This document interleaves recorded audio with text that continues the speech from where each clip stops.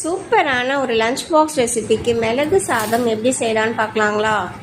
ஒரு ஸ்பூன் மிளகு எடுத்துக்கோங்க, ஒரு ஸ்பூன் சீரகம் எடுத்துக்கோங்க. இந்த ரெண்டையும் வந்துட்டு நல்லா ஒன்றும் பாதியமாக ரொம்ப ஃபைன் பவுடர் இல்லாமல் கொஞ்சம் கோர்ஸாக வந்துட்டு அரைச்சி வச்சுக்கோங்க.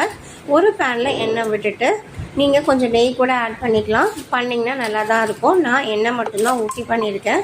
இதில் கடுகு, ஜீரகம், உளுந்து பருப்பு, கடலை பருப்பு எல்லாம் நல்லா பொரிஞ்சதும் நம்ம கொஞ்சம் முந்திரி ஆட் பண்ணியிருக்கேன். முந்திரியும் நல்லா வணங்கினதுக்கப்புறம் ஒரு வெங்காயம் நல்லா நறுக்கி வச்சுருக்கேங்க, அதையும் ஆட் பண்ணுறேன்.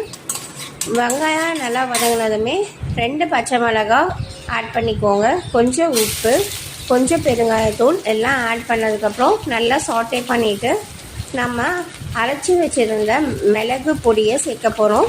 அந்த மிளகு பொடி சேர்க்கும் போது நம்ம ஸ்டவ்வை வந்துட்டு லோ ஃப்ளேமில் வச்சுக்கோங்க, இல்லைன்னா வந்துட்டு நம்மளுக்கு தீஞ்சிரும், டேஸ்ட் நல்லா இருக்காது.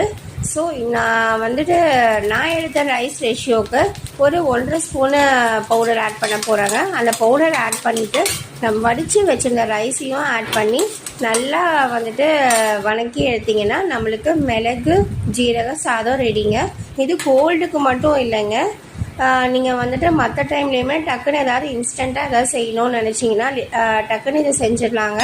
இது பண்ணுறதுக்கு வெறும் ஒரு 10 மினிட்ஸ் தான் ஆகும்.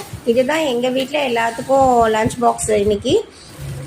அதே மாதிரி இதுக்கேற்ற சைடிஷ் பார்த்திங்கன்னா நீங்கள் எக்கு இல்லைன்னா அப்பளம் கூட வச்சு சாப்பிட்டிங்கன்னா சூப்பராக இருக்குங்க. ட்ரை பண்ணி பாருங்கள். ட்ரை பண்ணி பார்த்துட்டு எப்படி இருந்துச்சுன்னு சொல்லுங்கள்.